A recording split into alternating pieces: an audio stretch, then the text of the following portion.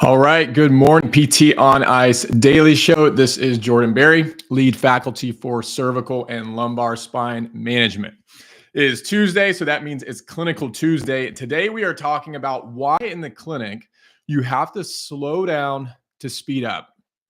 Because if I was reflecting on what is the feedback that I give to most clinicians, either myself that I'm watching clinicians treat, or I'm doing case reviews, working through challenging cases with clinicians, or if we're at our cervical or lumbar live course, we're chatting through some of the more challenging presentations and patterns. Probably the most common feedback that I found myself giving is telling that person to slow down, right? And you have to slow down in order to speed up the rest of the plan of care.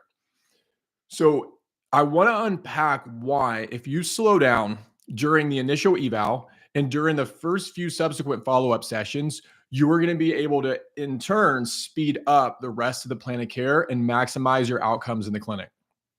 I think the quote, slow down to speed up, could be somewhat interchangeable with do less better, right? Which we always talk about in the clinic, doing less, taking your time, but doing a better job. But I want to talk about why specifically slowing down is going to allow you to speed up over the long haul throughout the plan of care. And putting this together and this idea, I have to give a shout out to the book Unreasonable Hospitality by Will Guidara. I love that book. If you have chatted with me at all over the last year and a half, you know that I love that book so much. I've read it multiple times. And it's something that they talk about in that book as well. The idea of slowing down to speed up. They're talking about it more. So if you're not familiar with that book, you've got to read it. It's about a restaurant and how they grew that restaurant to be the best restaurant in the world. So they got ranked #1 a few years back. And one of the concepts they talk about is slowing down, taking your time and making sure that you have everything correct up front as you're servicing that table or waiting on that table to make sure that the rest of the meal goes smoothly. And I love that idea. I think it was because prior to PT school, I was in restaurants. I worked in the restaurant industry pretty much my entire life prior to that. But the idea of slowing down in order to maximize your outcomes applies to the clinic too. And so I want to talk about 2 case examples and how we would apply that in the clinic. Okay. So first case example, we're going to call her Kathy. So Kathy rolls in and she's got a bunch of symptoms. She's got neck pain. She's got shoulder pain, some referral up into the head, maybe some paresthesia down into the forearm and hand. The whole works, right? We know that patient. And during your initial evaluation, day 1, right, you're definitely trying to figure out where the symptoms are coming from, in addition to all the other things that we would be trying to do during the initial evaluation. But one of the primary things is you're figuring out what is the primary symptom generator, right? What area am I going to intervene on day 1? And let's say that you go through the objective exam and a bunch of things show up. Right. So you're going through cervical active range of motion. You're going through the cervical segmental exam when you're testing the joints, and both of those things provocate symptoms. But then also, let's say you're testing the shoulder and in range flexion brings on symptoms, and you challenge external rotation manual muscle test, right? And that brings on symptoms. You palpate the posterior rotator cuff and that lights it up. So we've got a bunch of things on board day 1. Here's the fork in the road that separates novice from expert on deciding where you're going to go with that initial treatment. What does a novice do with that presentation day 1? They try to attack all of it. So in that, let's say 8 to 12 minutes of that initial trial treatment, they try to shove all of the cool stuff, right? As many things as they can into that initial treatment. So maybe they do let's say cervical retraction, let's say some distraction. They're cracking the upper thoracic spine. They're cracking the neck. They sneak in some soft tissue work to the shoulder, right? They're loading external rotators, the whole thing. And let's hope, number 1, that they've done some sort of reassessment throughout. Likely if they do a reassessment at all, it's at the very end after they've done all of these interventions. And let's say that the patient, Kathy, let's say during the retest, she says, okay, that does feel a bit better, right? I don't have as much pain. Here's the problem. Here's the trap.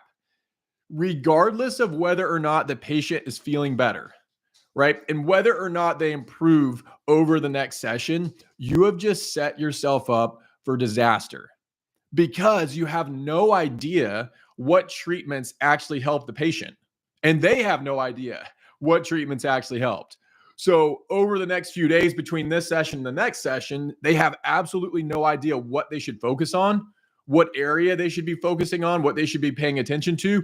And more importantly, during the next session where they come back, you have no idea of how to progress because you threw everything at it. Well, really your only choice next session is to continue to throw everything at it.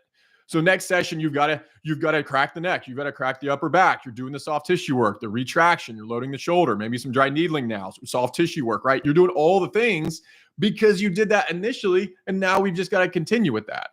In other words, because you were trying to go fast, you've number one, likely failed to dose anything with enough intensity to actually make a meaningful change.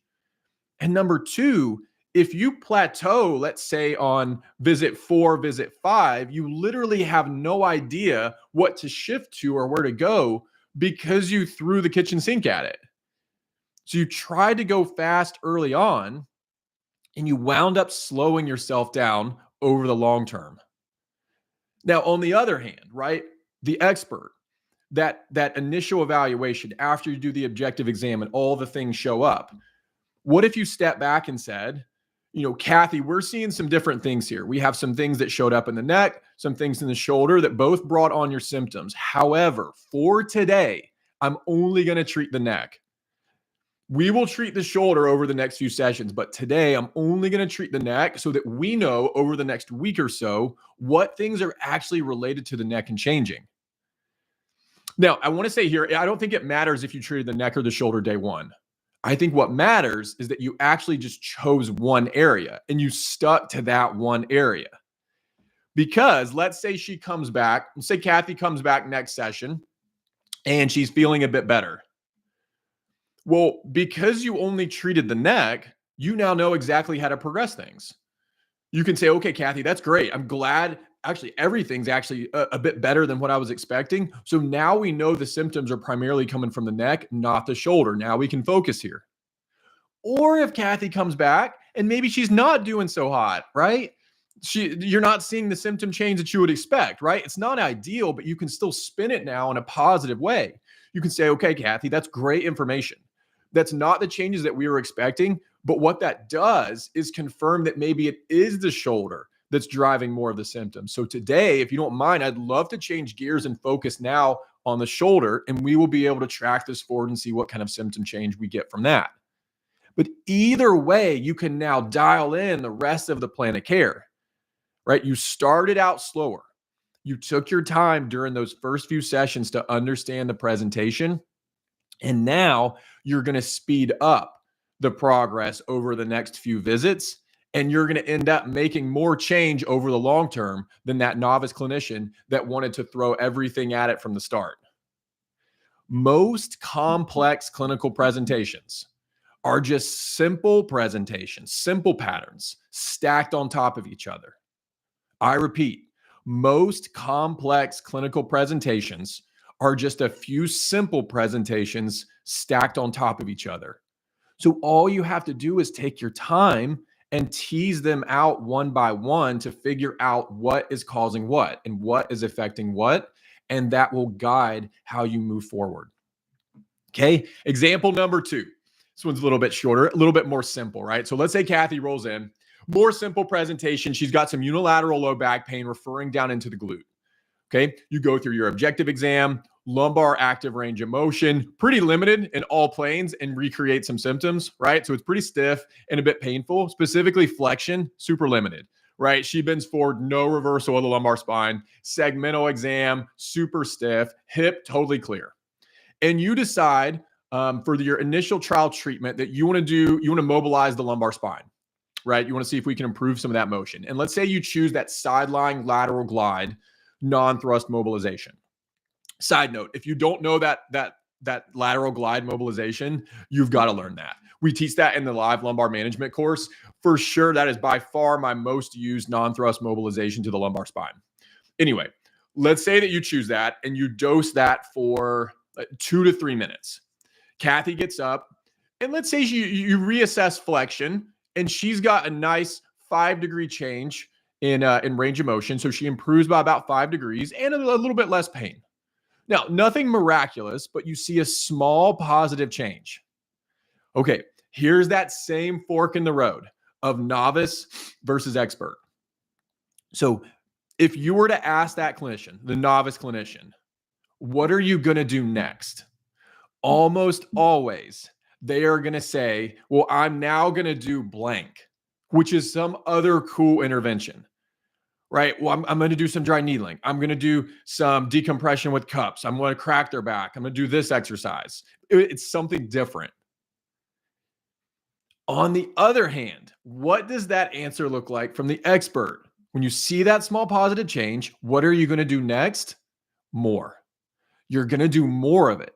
So you say, Kathy, get back down there, right? You mobilize your back for another 4 or 5 minutes. She gets up. You see another small positive change. What do you do next? You get back down there. You do another 4 to, you keep working the thing that is working.